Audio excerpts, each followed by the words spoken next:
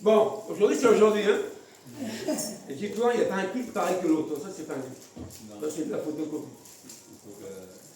Dites-moi, Jésus a exercé son ministère combien d'années? 3 ans. 3 ans. Il a appelé ses disciples et les disciples ont été formés pendant combien de temps avant de partir en mission? Il les a formés pendant 40 jours. Il a pris combien de temps Pour parler du royaume. pour les préparer avant qu'ils partent auprès du Père? Il a pris combien de temps? Ils ont fait 3 ans avec lui. Soyez logique. 3 ans. S'il a fait 3 ans de ministère, il a mis. 3 ans. 3 ans. Bon, pendant 3 ans, qu'est-ce qu'il a fait? Il les a enseignés. Oui ou pas? Oui. Est-ce que les premiers disciples connaissaient Jésus? Non. Mais qu'est-ce qu'ils ont fait? Ils ont répondu à son appel. Oui ou non? Oui. Et on a vérifié plus tard que ces disciples-là, qu'est-ce qu'ils ont fait? Ce que le maître faisait. Qui était là hier quand le pasteur Daniel a pris la parole et il a dit que Jésus a dit allez faire de toute façon des disciples. Il n'a pas dit des chrétiens. Il a bien souligné des disciples. Et le disciple est semblable à son maître. Amen. Donc nous tous, on doit arriver à cette dimension de ressembler à Jésus. Mais attention, tu n'es pas Jésus. Fais attention. Parce qu'il y en a, ils se là, ils se prennent pour Jésus. Non, tu n'es pas Jésus. Non, c'est un petit Jésus. On doit ressembler. Bon, aujourd'hui, c'est pas moi qui prêche, mais ça va être notre frère Cédric, le diacre. Amen, bien là, Cédric. Ah bon, Vous pouvez l'encourager, ah, c'est pas pour rien. Non, maintenant je vais y aller. Cédric, tu te rappelles les premiers pas à l'église, c'était quelle date? Quelle année? Tu es arrivé ici pour la Bah, il avait encore une couche, je m'en rappelle. C'était en 2000. Aide-moi, Lauriane. Ah bah bravo. La mémoire. C'était en avril. C'était il y a 3 ans, non? Ouais. La période du Covid. 4 ans. Ah oui, c'est vrai. Ouais, c'était après le Covid. Ouais. Bon, 2020, voilà. 2020. Ils sont arrivés en 2020. Ouais, c'est vrai, 2020. On est en 2000. 25. Jésus a mis 3 ans, nous on met 5. Pourquoi je vous dis ça? Parce que dans les choses de Dieu, il y a 3 critères qui comptent le plus important dans nos vies vis-à-vis de Dieu. C'est la fidélité, la loyauté et l'obéissance. Si tu remplis ces 3 critères-là, quand tu arrives à Christ, quand tu arrives dans une assemblée, bibliquement, Dieu t'élèvera et te bénira. C'est ce que Dieu réclame de chaque enfant de Dieu. Fidélité dans tout, loyauté vis-à-vis de tes responsables et obéissance. Ça, c'est plus dur. C'est vrai, quand je l'ai rencontré, il peut le témoigner, on a eu quelques désaccords. Hein. Je me rappelle, un jour, c'était chaud, parce qu'on parlait des grèves. Alors là, c'était chaud entre nous deux. Bon, il y a peut-être eu autre chose, on n'a pas trop parlé, mais il n'était pas trop d'accord avec moi. Mais il est resté loyal, fidèle et obéissant. Si vous prenez les disciples avec Jésus, ça n'a pas été tout rose. Ah oui, c'était pas forcément. Mais ils sont restés près du maître. Ils n'étaient pas trop d'accord. Quand je lui ai dit qu'il faut que je parte, Pierre dit: oh non, que Dieu te plaise, on va la croire. Tu Et voyez, me laveras pas les pieds. c'est là qu'on voit que apprendre auprès de quelqu'un, c'est pas simple. Hier, on a parlé des enfants qui sont auprès des parents. Souvent, les parents, ils regardent les enfants regardent les parents, oh, le vieux, il me gonfle. Le daron, Je suis grande, hein, je suis grand. Calme-toi, je sais pas ce que c'est que la vie.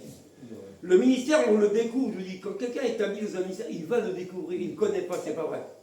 Tu vois les autres, hein, mais quand c'est ton tour, tu vas découvrir. C'est quoi le ministère?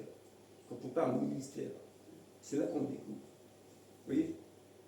Donc, je n'ai pas dit à Cédric de venir aujourd'hui prêcher parce que ses parents sont venus de la Réunion, non, non.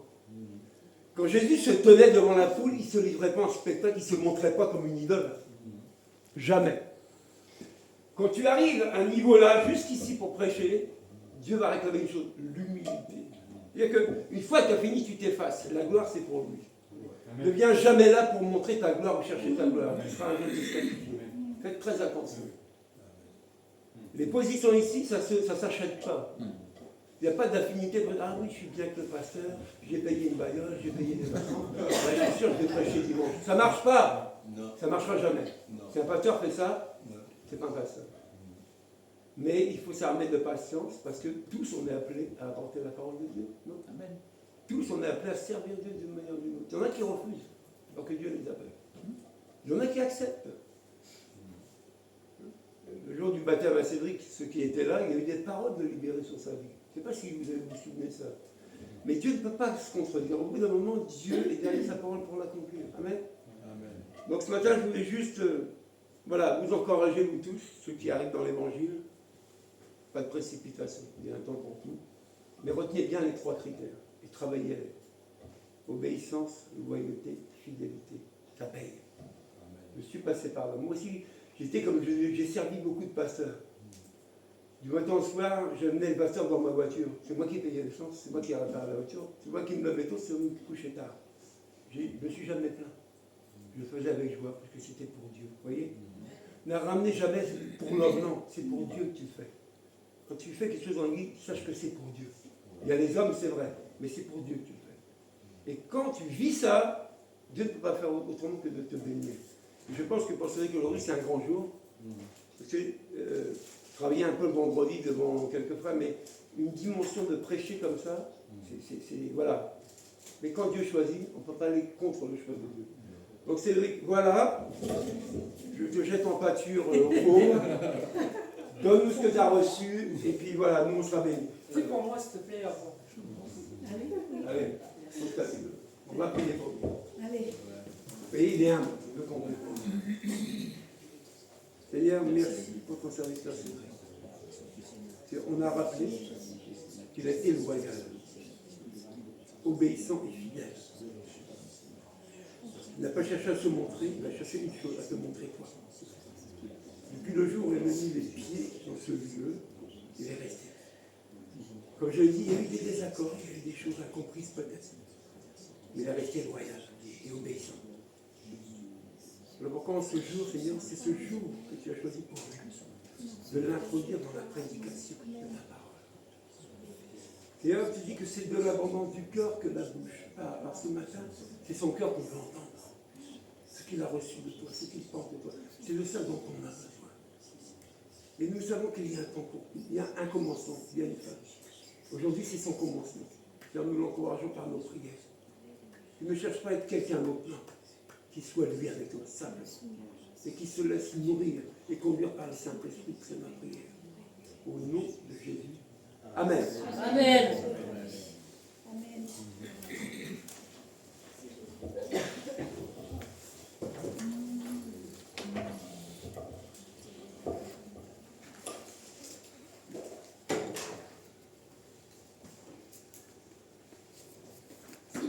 C'est différent d'être là.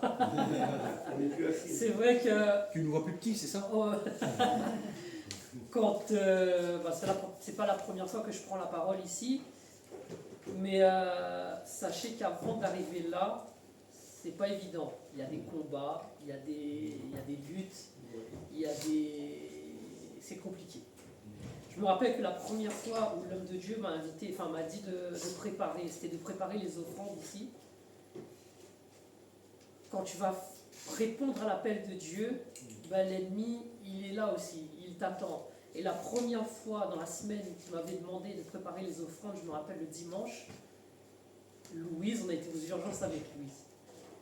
D'où l'importance de rester réellement centré sur Christ, de fonder toutes nos espérances en lui et d'être ancré en lui, de prier continuellement afin qu'il nous soutienne, qu'il nous relève et qu'il puisse réellement faire sa volonté dans notre vie.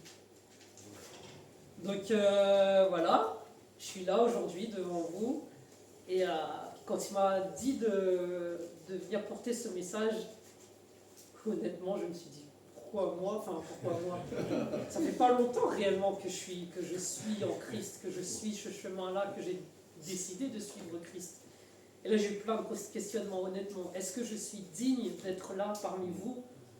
Moi qui suis... Ça fait quoi? Ça fait 5 ans qu'on suit vraiment, réellement Jésus. Et en plus devant des gens qui sont beaucoup plus... Comment dire?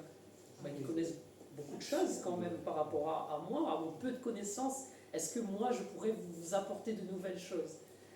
Et... j'ai reçu ensuite cette pensée aussi qui m'a dit que Dieu peut être à travers n'importe qui pour nous apporter, pour se révéler en nous. Dieu peut te parler à travers un enfant, Dieu peut te parler même à travers un non-chrétien qui va te dire quelque chose qui va te bouleverser, te dire ah oui, moi je lis la Bible, moi je prie, moi je jeûne, et lui il me dit un truc comme ça, et cette chose ça peut te piquer. Et c'est là qu'après il faut prier, avoir le discernement, voir si réellement ça vient de Dieu ou pas. Et quand on lit la Bible aussi, on peut voir que Dieu, quand il donne ou quand il veut te faire passer un message, il ne te regarde pas à ton nom, à ton âge, à ta condition sociale, à ta manière de parler. Et on a différents exemples à travers la Bible que Dieu peut passer à travers un enfant. Et on se rappelle que quand Jésus enseigne dans la synagogue, il n'avait que 12 ans, c'est écrit. Après, les hommes là, qui ont suivi Jésus, c'était des pécheurs en vrai. C'était pas des gens de haute catégorie, de haute classe sociale. Et il y a beaucoup d'exemples comme ça. Moïse aussi, on disait que Moïse, quand il parlait, il avait la langue lourde, c'est écrit. Et il ne va pas non plus regarder à ton passé. Amen. Dieu regarde ce qui est devant toi. Et Dieu permet que des choses t'arrivent afin que tu puisses être édifié. Et regardez, quand on lit dans l'Acte des Apôtres, quand on parle de Saül, tout ce qu'il a fait, toutes les persécutions qu'il a laissé faire par rapport à son église. Oui, c'est Saul, pardon. Et voilà, je voulais vous dire que Dieu peut parler à travers n'importe qui et qu'il ne faut surtout pas regarder par rapport à l'âge, par rapport à la condition sociale et tout ça. J'avais noté aussi que même à travers quand on lit dans Nombre 22, il parle à travers l'ânesse. Je ne sais pas si vous vous rappelez de ça. Et à nous après de choisir si on veut l'entendre, si on veut l'écouter ou pas. J'espère qu'à travers le message que je vous apporterai ce matin, que vous soyez édifiés dans le nom de Jésus. Amen. Amen. Si on pouvait donner un titre à ce message, ce serait « Quelle est notre relation réellement avec Dieu ?» De temps en temps, je pense que nous devrions nous poser et prendre un moment pour écouter Dieu. Pour ma part, je sais que du lundi au lundi, on est à fond à la maison. On prie, certes le matin on se lève, mais dès qu'on a fini de prier, hop, il faut se préparer, il faut aller travailler, il faut rentrer. Il y a plein de choses à faire. On prie, on lit la parole de Dieu, mais des fois je pense qu'il faudrait faire le silence. Parce que c'est à travers le silence que Dieu nous parle aussi. Parce que des fois nous demandons, et nous ne donnons pas le temps à Dieu de nous répondre, parce qu'on est trop à fond. Enfin, c'est ma pensée. Et ce matin, pour partager tout ça avec vous, j'aimerais qu'on prenne ensemble 1 Roi 18, à partir du verset 41.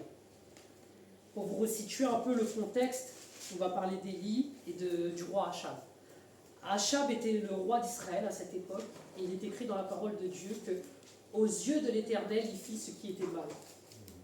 Et à l'instant où c'est écrit, là, du coup, le passage qu'on va lire, pour vous resituer, Rappelle le passage, s'il te plaît. c'est dans 1 Roi, à partir de 1 Roi 18, verset 41.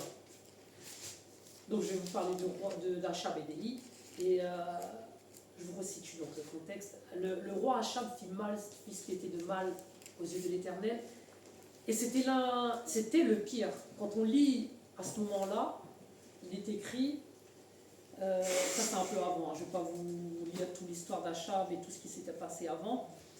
Il est écrit qu'il fit ce qui est mal aux yeux de l'Éternel plus que tous ses prédécesseurs. Ça veut dire qu'à ce moment-là, c'est le pire roi qu'Israël ait connu. Et en plus de répéter les péchés de ses ancêtres, en plus de ça, comme ce n'était pas assez, il se marie avec Jézabel. Et je ne sais pas si vous vous rappelez, quand on lit l'histoire, Israël est le peuple de Dieu, le peuple qui est à part. Il demande à ce qu'ils restent entre eux et qu'ils n'aillent pas se mélanger à d'autres peuples. Et quand on lit un peu, on cherche un peu l'histoire de Jézabel, on lit que c'est une Sidonienne, et dans ce peuple, ils servent les dieux, d'autres dieux, ils servent Baal, et notamment Astarté. Et moi j'ai recherché un peu ce que c'était, et on dit que Baal était désigné comme dieu de la tempête, sous le titre de celui qui chevauche les nuages. Et Astarté incarnait les instincts les plus profonds de la vie, c'est-à-dire la reproduction, la fécondité, tout cela. Et les Sidoniens servaient ces dieux-là, ces faux dieux. Et qu'est-ce qu'il a eu comme idée, Achab? C'est d'aller se mélanger avec ce peuple. Ce qui n'a pas plu à Dieu, ce qui ne plaît pas à Dieu parce qu'il n'obéissait pas. Parce qu'après, cette femme a une influence sur sa vie qui a été néfaste et qui n'a pas du tout plu à l'Éternel. Donc, pour vous dire, Achab, il a fait quoi? Donc, il a servi d'autres dieux, il a se prosterné devant Baal, il a construit des autels, des temples. Et la parole de Dieu nous dit que tout cela a irrité l'Éternel. Que fait Dieu pour essayer de changer tout cela? Donc, il envoie Élie pour annoncer la sécheresse. Et quand il y a une sécheresse, certes, ici, quand il y a la sécheresse, pardon, la sécheresse aussi, je sais.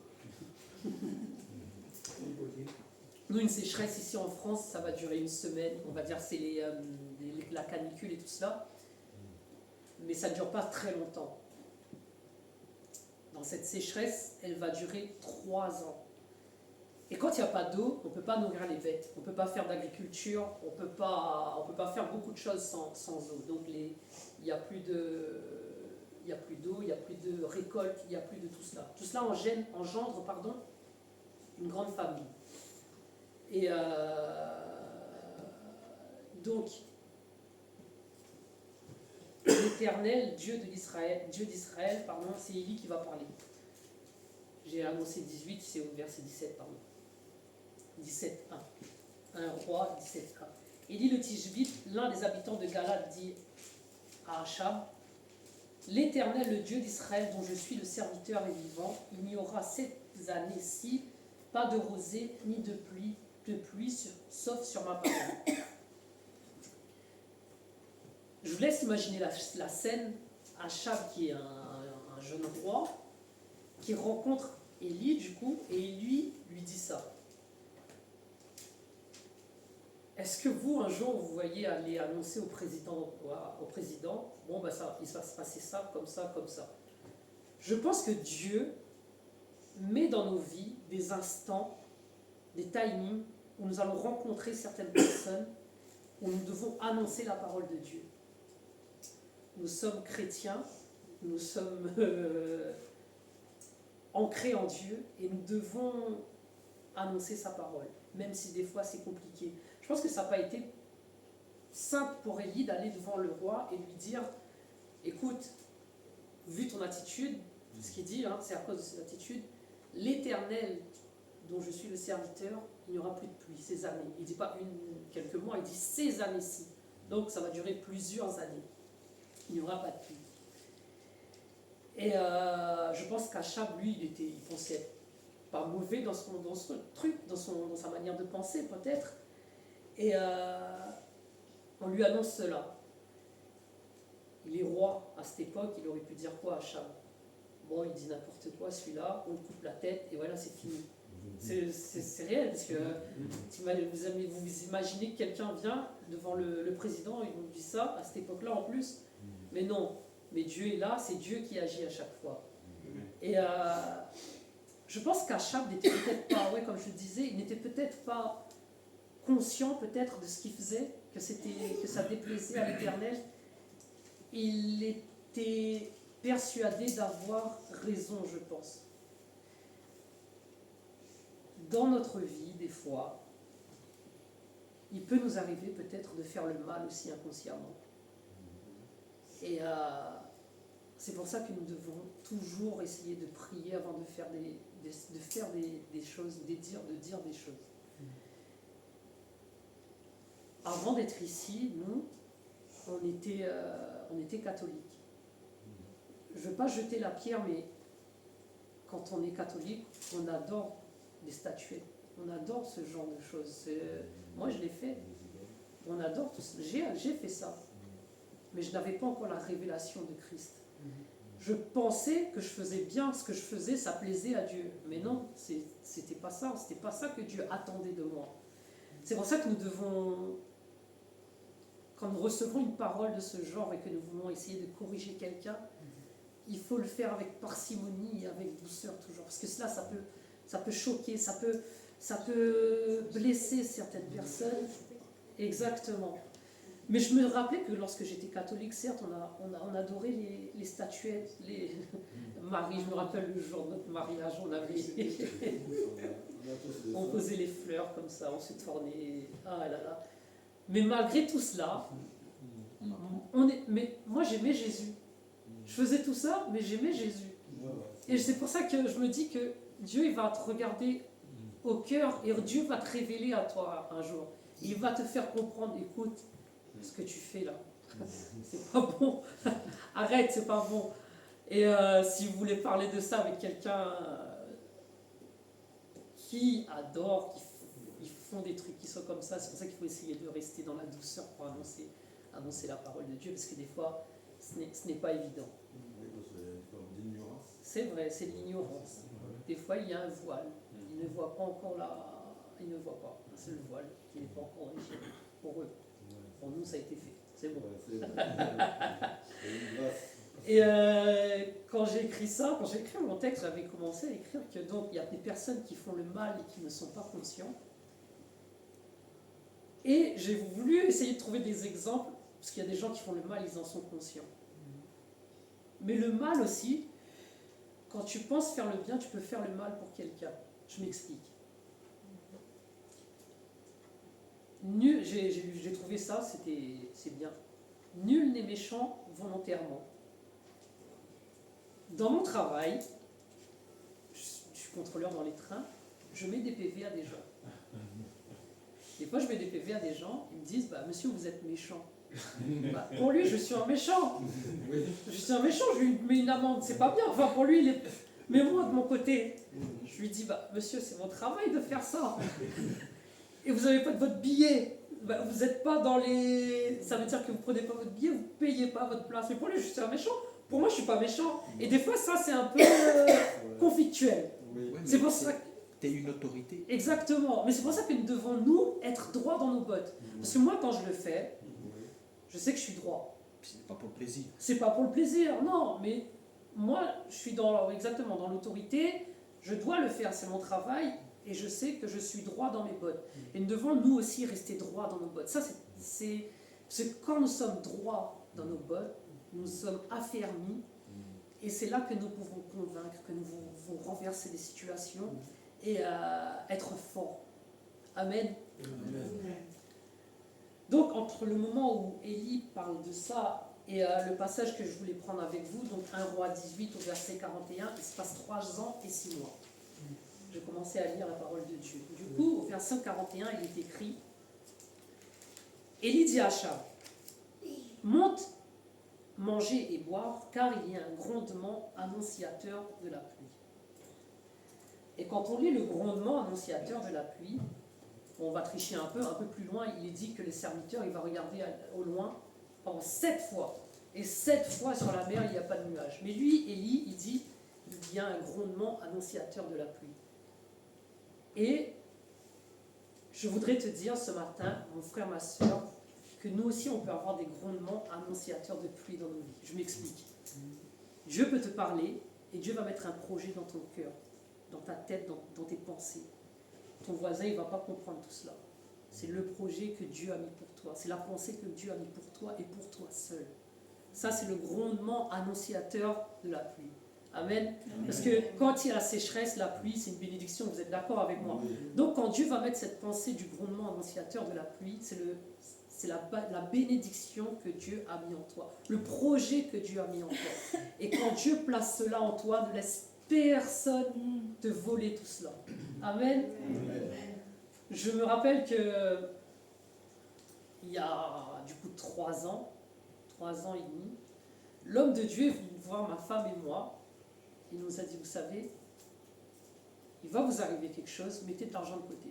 Tu te rappelles de ça ou pas? Je pense que ça, c'était le grondement annonciateur de la pluie, de la bénédiction que Dieu avait mis dans ses pensées pour nous. On s'est dit, bah oui, bon, c'est comme ça, on va être obéissant, on va écouter. 9 mois après, il y a Louise qui est arrivé. Et ça, je veux te dire, mon frère, ma soeur, que quand Dieu te met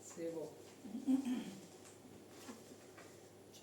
Donc, soyons persévérants lorsqu'on nous invite à venir prier, à partir évangéliser, et lorsque nous confie des missions. La 7e fois, verset 44, la 7e fois, le serviteur dit: voici un petit nuage qui s'élève au-dessus de la mer et qui est de la taille d'une pomme de main.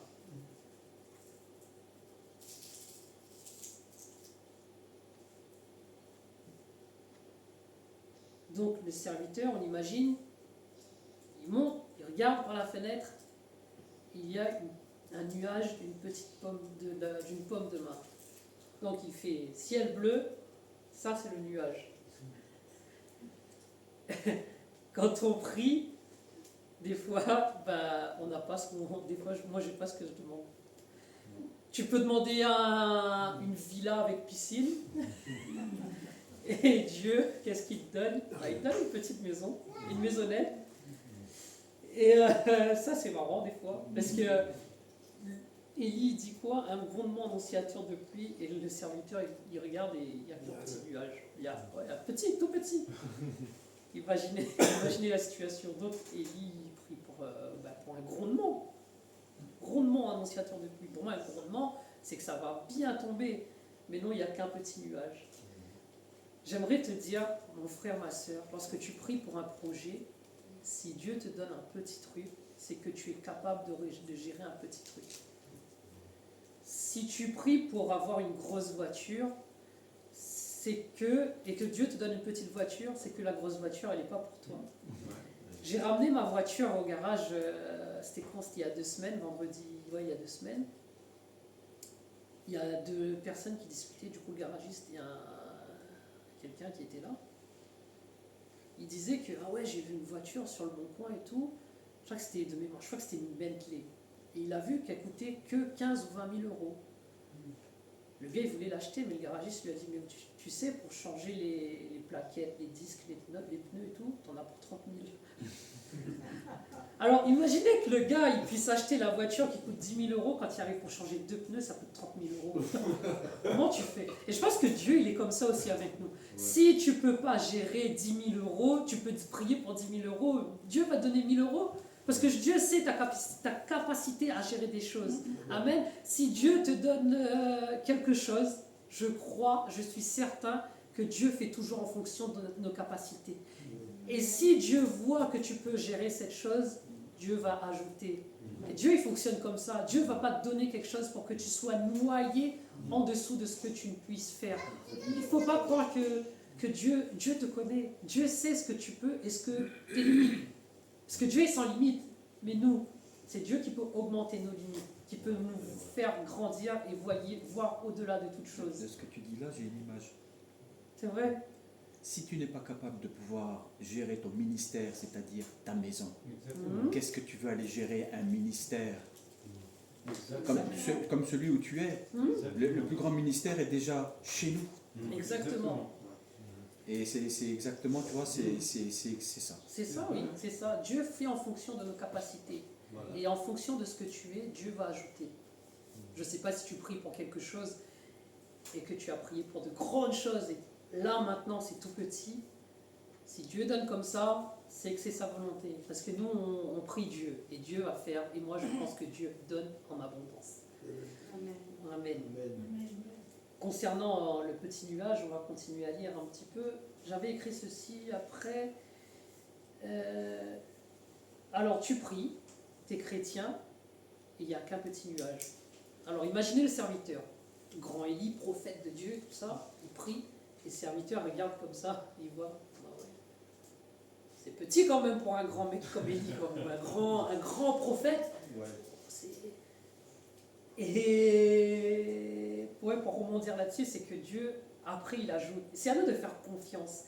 Et c'est à nous de persévérer en Christ. C'est à nous de continuer à croire et de travailler pour ça aussi. Parce qu'il ne faut pas attendre que Dieu, on est là, j'attends, et Dieu fait. Je pense que ça, c'est faux. Je ne pense pas que ce soit une bonne pensée.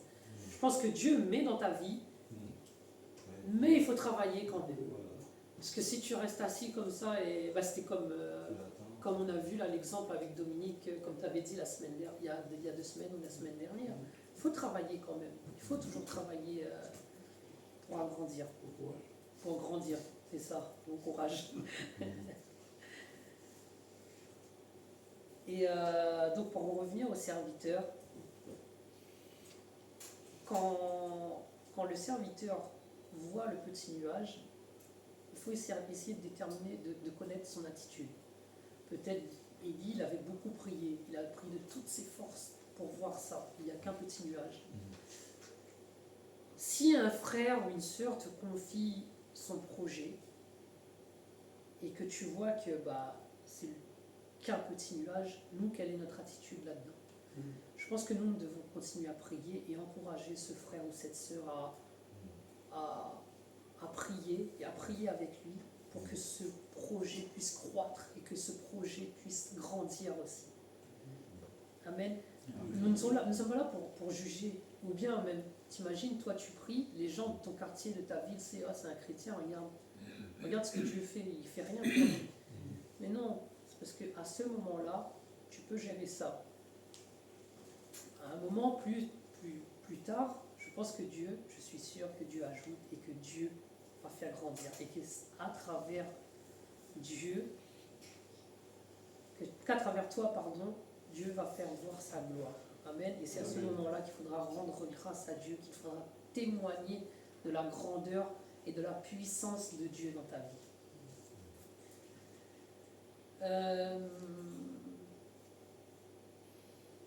Donc il y a le petit nuage.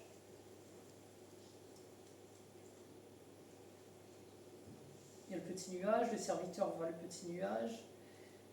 Je pense que Élie sait que c'est un Dieu illimité qui sert. Son projet, sa pensée, le grondement de pluie, c'est son projet à lui que Dieu a mis dans son cœur. Nous aujourd'hui, quand Dieu nous fait voir une pensée, est-ce que nous ne voulons pas aller trop vite aussi et vouloir que tout se produise maintenant? Dieu agit en temps et Dieu a son temps. Dieu agit dans son temps, parce que le temps de Dieu, on l'a déjà dit, on l'avait expliqué déjà ici, que le temps de Dieu n'est pas notre temps à nous. Et des fois, lorsqu'on démarre un projet, un nouveau projet, on a envie que ça aille vite. Et des fois, ce n'est pas la volonté de Dieu. Et lorsque nous démarrons le projet, donc on démarre quelque chose, moi je ne sais pas vous, mais des fois on n'est pas sûr à 100% que ça va marcher. Il y a toujours un petit côté, un petit doute. Mais je pense que ça c'est normal. Parce qu'imaginons qu'on se dise, allez, demain je vais faire ça, ça va marcher, c'est sûr. Tu n'as plus besoin d'avoir confiance en Dieu. Pourquoi tu vas dire, tu sais, là je vais aller là, ça va être comme ça, là on va aller là. Mais je pense que le petit truc, le petit doute, la petite chose qui va dire, ah ouais, j'espère que ça va marcher, j'espère. Et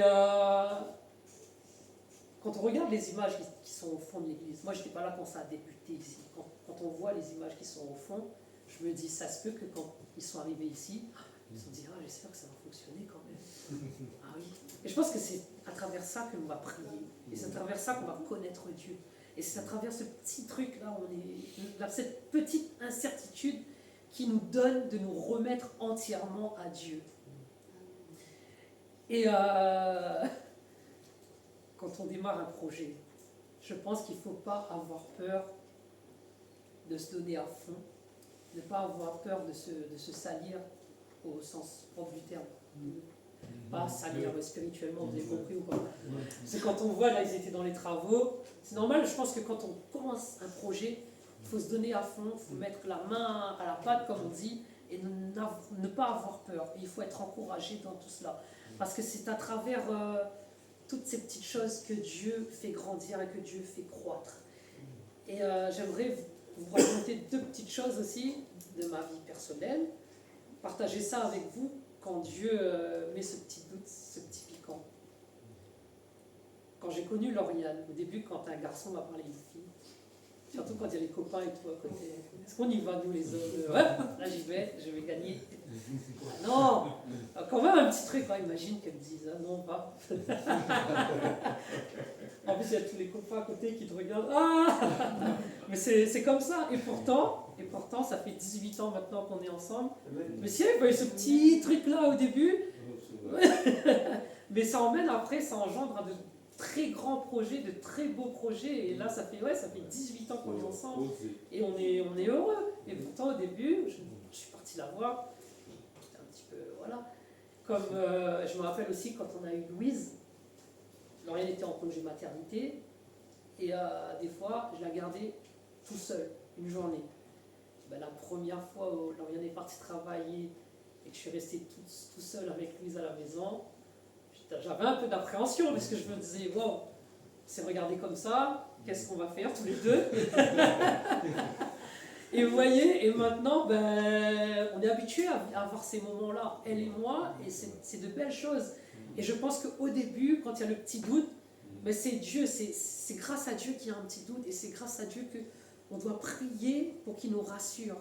Et c'est grâce à ça que nous pouvons grandir par rapport à ce petit doute.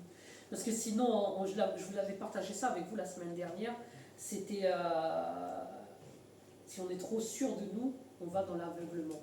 On ne fait plus confiance à Dieu. La semaine dernière, je vous avais parlé, j'ai recherché le verset, c'est Marc 8, les versets 22 et 26. Je l'avais noté, il est écrit, Jésus et ses disciples arrivent à Bethsaïde. Les gens lui amènent un aveugle et le supplient de le toucher. Jésus prit l'aveugle par la main et le conduit hors du village. Et je vous avais dit la semaine dernière que Jésus aurait pu arriver dans le village, l'aveugle est là, et il le guérit sur place. Mais non, Jésus ne fait pas ça. Jésus le prend et l'emmène ailleurs. Pourquoi? Quand Jésus le prend, ben, il ne voit pas. Il ne sait pas où est-ce qu'il va. Et je pense qu'il est déstabilisé. Et Dieu, des fois, veut que tu sois déstabilisé afin qu'il puisse faire pleinement ta volonté dans sa vie et que tu ne fasses pas ta volonté. Parce que des fois, nous, on est aveugles. On se lève le matin. Moi, je le fais. Je me lève le matin. Aujourd'hui, je vais faire ça, comme ça, comme ça, comme ça. Amen. Et des fois, je pense que Dieu permet que des choses t'arrivent dans ta journée afin que tu dis, wow, je me dis, wow, qu'est-ce que je vais faire? Bon, ben, je vais prier parce que là, si je me base que sur moi, bah, c'est chaud, je peux pas. C'est trop grand pour moi, je peux pas. Et vous voyez, quand Dieu prend la main de l'aveugle et le conduit hors du village, je pense qu'à ce moment-là, l'aveugle est déstabilisé. Parce qu'il ne sait pas où est-ce qu'il va, il est obligé de faire entièrement confiance Ça à le Jésus. sort de ses sentiers battus. Ouais, exactement. Il l'emmène dans un endroit inconnu afin qu'il puisse le guérir. Il sort de ses habitudes. Exactement. Et c'est ce que des fois Dieu permet. Il permet que cela nous arrive. C'est comme une nouvelle saison. À condition de se laisser guider. Il faut. De toute façon, Dieu ne va pas t'imposer, il va te laisser le choix. Et c'est à nous de choisir de le suivre ou pas. Ah, j'ai eu cette pensée aussi quand j'ai lu le passage. Il lui mit de la salive sur les yeux et lui imposa les mains. Il lui demandait... Ah ouais, non, mais t'inquiète, c'est pas grave, je l'ai noté. Il lui mit de la salive sur les yeux, lui imposa les mains et lui demandait: aperçois-tu quelque chose? Je voulais partager avec ça avec vous parce que ça m'a frappé. Quand on lit dans la Genèse, on voit que Dieu façonne l'homme à partir de la poussière. C'est juste un aparté parce que je voulais vraiment partager avec vous avec ça parce que ça m'a marqué. Et là, réellement, on voit que la terre, l'homme c'est la terre, amen. L'âme c'est la graine. Et Jésus, quand il pose les mains sur lui, c'est l'eau. Il lui mit de la salive, amen. Et c'est vraiment cette image que j'ai eue, qu'on est le projet de Dieu, que tu es le projet de Dieu. Et quand il pose ses mains sur toi, quand il met de la salive sur cet homme, c'est réellement pour que les yeux se forment, que quelque chose se forme, qu'un projet se crée réellement. Finir un travail non fini. Exactement. De créer quelque chose quand il fait cela. C'est juste une aparté que je voulais faire avec vous. Parce qu'il prend de la terre. Donc, avec de la terre et sa salive, c'est de dire je vais finir le travail qui n'a pas été fini. C'est comme s'il accomplissait voilà, de dire ah, ça a été oublié, alors je vais finir. C'est ça, ouais, c'est exactement ça. Et, C'est une parabole, hein. J'ai fait ça, j'ai lu ça et ça m'a, je sais pas, ça m'a touché cette. C'est puissant, hein. Pourtant c'est pas grand chose, mais. Exactement. J'en étais à exactement à faire pour que ça grandisse et qu'il finisse ce projet qui est en toi. T'as été resté sur. Ouais, la reste là, c'est parfait. Je continue à lire, du coup. Voici un petit nuage qui s'élève au-dessus de la mer, qui est de la taille de la paume de la main. Élie dit: monte, dira Achab, attelle ton char et descends afin que la pluie ne puisse pas te retenir. Donc quand Élie dit ça, il n'y a pas encore de pluie. Parce que c'est seulement après, on voit que c'est le verset d'après qu'on voit qu'il commence à pleuvoir.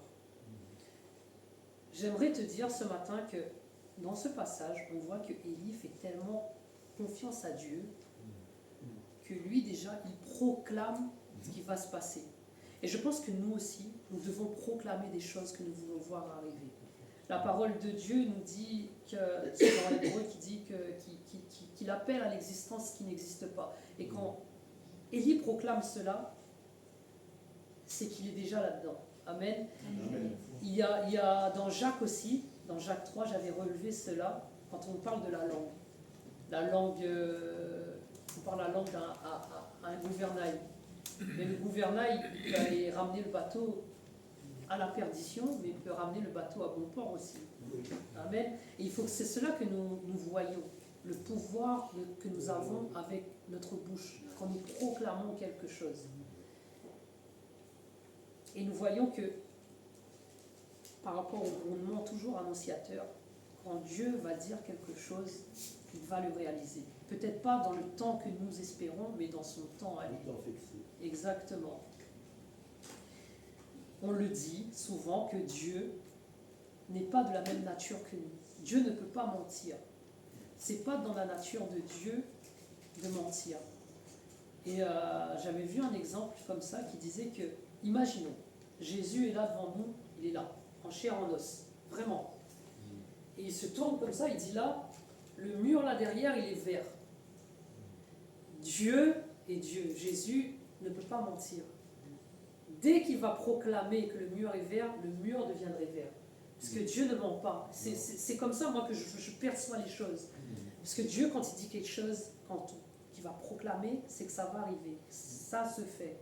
Et c'est pour ça que je pense que, moi, c'est dans cette vision-là que je vois les choses. Lorsque tu proclames quelque chose de ta bouche, attends-toi à ce que ça va arriver. C'est pour ça que nous devons faire très attention à ce que nous disons, lorsque nous parlons, lorsque certaines expressions que nous disons, ah, c'est un fou celui-là, c'est une folle celle-là. Attention à ce que nous disons, attention. Exactement. Ah, j'adore, je sais pas, j'adore cette musique, j'adore cette chanson. Attention à ce que nous disons. Attention aux paroles de la chanson et attention. Et on aime les choses et on adore Dieu. Exactement. C'est pour ça que je dis attention à ce mot. Aimer les choses, je sais pas, il ne faut pas les adorer. Exactement. Aimer et adorer Dieu. J'adore, c'est pas bon. On adore, il faut faire attention. Maintenant, Ça, il faut... on adore tout. On est dans l'adoration surtout. Au verset 45, il est écrit: en quelques instants, le ciel devint noir de nuages, le vent souffla, et il y eut une forte pluie. Donc ça y est, il y a la pluie. Quand il ne pleut pas pendant 3 ans et demi, 3 ans et 6 mois, ce qui est écrit dans Jacques, il n'a pas plu pendant 3 ans et 6 mois. Imaginons qu'il n'y ait pas plu pendant 3 ans. La terre est sèche, donc tout d'un coup, quand il y a beaucoup d'eau, on peut se dire qu'il peut y avoir une inondation. Et c'est pour cela que Élie a déjà averti plusieurs fois Achab.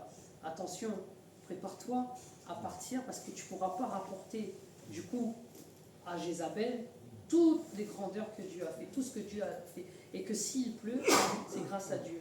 Et je pense que Élie a déjà cette vision du futur, cette vision que Dieu a mis en lui. parce que Dieu lui a donné le projet du grondement annonciateur. Élie a proclamé ce qui devait arriver et Élie a fait confiance à Dieu. Il est écrit ensuite, il monta, donc on parle de Achab monta sur son char et partit pour Jizreel. La main de l'Éternel reposa sur Élie, qui noua sa ceinture et courut avant Achab jusqu'à l'entrée de Jizreel. Alors, Élie le prophète, Achab sur le char. Le char, normalement, c'est les trucs de Romains, là, vous voyez, le char avec tous les chevaux dedans. Donc, Élie le vrai prophète et Achab sur son char, ça veut dire que Élie, il arrive avant lui. C'est vraiment la grâce de Dieu, parce que normalement, tu peux pas, un vieux bonhomme courir devant des chevaux, pardon, ça peut pas. Donc, il arrive couru devant Achab, donc il arrive avant Achab. Quand j'ai lu ça, je me suis dit, il est écrit, verset 46, la main de l'Éternel reposa sur Élie. Il remplit d'un Élie se serra sa ceinture autour de ses reins et court devant. Moi, je me suis demandé pourquoi la ceinture. C'est bizarre un peu. Tout ce qui aurait pu être dit, c'est la ceinture dont il parle. Et après, je me suis rappelé de ce qui s'y était dit un peu plus loin, quand le prophète Jérémie parle de la ceinture de l'un. Vous vous rappelez ou pas? Oui. Dans Jérémie 13. En fait, il est écrit, je vais vous faire un raccourci, je vais vous résumer un peu. Dieu parle et dit, prends une ceinture, et cette ceinture, tu vas la mettre au bord du fleuve, c'est... Bon, je vais regarder, parce que j'ai oublié. Là, Jérémie. Et puis, tu peux mettre Jérémie 13, s'il te plaît. Oui, c'est quel verset? Le premier. L'Éternel va t'acheter une ceinture, le nain de toi descend après. Tu ne la mouilles pas. L'Euphrate, c'est ça, c'est après. En fait, il lui dit de quoi? D'aller cacher cette ceinture, de la mettre auprès de l'Euphrate. Donc il obéit. Peu de temps après, il revient, il prend la ceinture. Il voit la ceinture, elle est très abîmée à cause de l'eau, à cause de tout ça.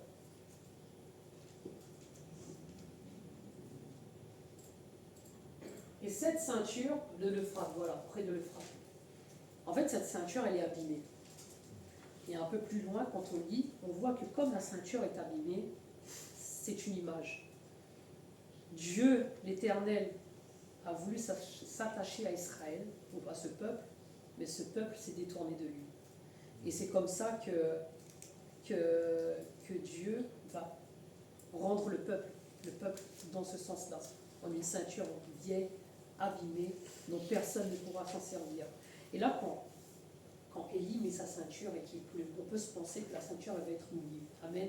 Et je pense que c'est dans cette image-là que nous devons comprendre que, plus loin, tout cela va se réaliser. C'est que Dieu ne veut plus s'attacher, enfin, Dieu va s'attacher, il va toujours garder Israël. Mais personne ne voudra. Et c'est pour ça que Israël, comme il s'est détourné de Dieu, elle va être abîmée, elle va être secouée, elle va être chahutée. Voilà, et c'est cette pensée, moi, que j'ai eue, c'est par rapport à cette ceinture. Pourquoi parler de cette ceinture? Et quand on lit vraiment dans la Bible, on a la signification de la ceinture. Ça veut dire tellement de choses. Mais bon, moi, c'est vraiment, ça m'a rappelé ce passage-là dans Jérémie, le symbole de la ceinture. Que Dieu s'attache au peuple, mais que le peuple le rejette. Et que Dieu est juste. Dieu est bon, mais Dieu est juste. Et Dieu va faire passer Israël par des chemins qui ne sont pas très évidents parce qu'ils se sont détachés réellement de la volonté de Dieu.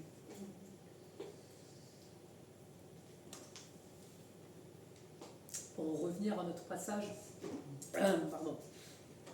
Donc pour revenir au verset où on était dans Roi, toujours, pardon. On voit que Dieu, la main de l'Éternel est sur Élie et permet à Élie, je pense, d'essayer de rattraper Achab, pour lui donner encore une chance de se rattraper, à mon avis. Parce que même à travers nos divergences, nos manquements, Dieu te donne toujours une chance de te rattraper. Même jusqu'à la dernière minute, je pense que Dieu a essayé de dire à Achab, allez, viens, ne fais pas... Enfin, essaie de comprendre tout ce qui s'est passé, de voir tout ce qu'il a fait. Parce que Dieu a déjà fait plein de choses. Enfin, Élie a fait plein de choses par la force de Dieu avant. On ne les a pas lus, les versets, mais bon, vous les savez, vous les connaissez très certainement, pardon. Et je pense que Dieu veut toujours te donner une chance, mais c'est à toi de choisir, de saisir ta chance, de saisir ce que Dieu met devant toi. Comme on l'a dit tout à l'heure, Dieu ne va pas t'imposer de choses, de le choisir lui. Dieu t'aime, mais c'est à toi de savoir si tu veux suivre Dieu ou pas. Amen. Amen. Tout cela pour vous dire que où en est notre relation avec Dieu. Est-ce que, j'ai écrit, est-ce que lorsque Dieu nous fait entendre le grondement de la pluie, nous sommes prêts à écouter ce qu'il a à nous dire? Est-ce que nous voulons voir ce que Dieu a comme projet pour nous? Est-ce que nous voulons faire confiance à Dieu?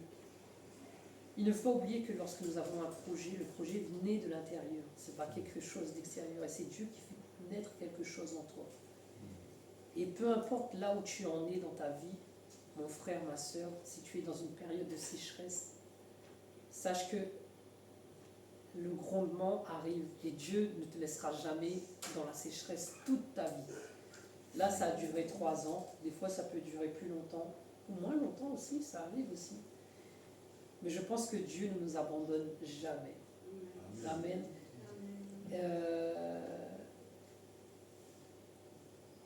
Dieu est toujours là, avec toi. Peu importe ce que tu as sur le cœur, je vous invite à réellement donner à Dieu, remettre à Dieu, et de prier afin que nous puissions faire réellement la volonté de Dieu, que ce soit dans nos vies, et que tous les projets que nous avons soient toujours faits pour la grandeur de Dieu. Et lorsque ce projet se concrétise, ce projet se réalise, et que nous puissions rendre gloire à Dieu. Parce que Dieu veut ça, je pense. Dieu veut ça, veut que tu réussisses, afin que tu puisses être un témoignage de la grandeur de Dieu. Hier, l'homme de Dieu qui était là, le pasteur qui était là, il a dit quelque chose, que le soleil éclaire la lune, et la lune après reflète. C'est ce qu'il a dit, nous sommes des disciples. Jésus est le soleil, toi tu es le disciple, tu dois refléter la grandeur de Dieu. Amen. Amen. Amen. On va prier. Seigneur, merci encore, Seigneur, pour ce que tu as mis dans mon cœur ce matin et pour ce que j'ai pu dire ce matin, Seigneur. Et que tout ce que j'ai pu dire, Seigneur, soit ancré en mes frères, mes sœurs, Seigneur, qui sont là devant toi ce matin, Jésus.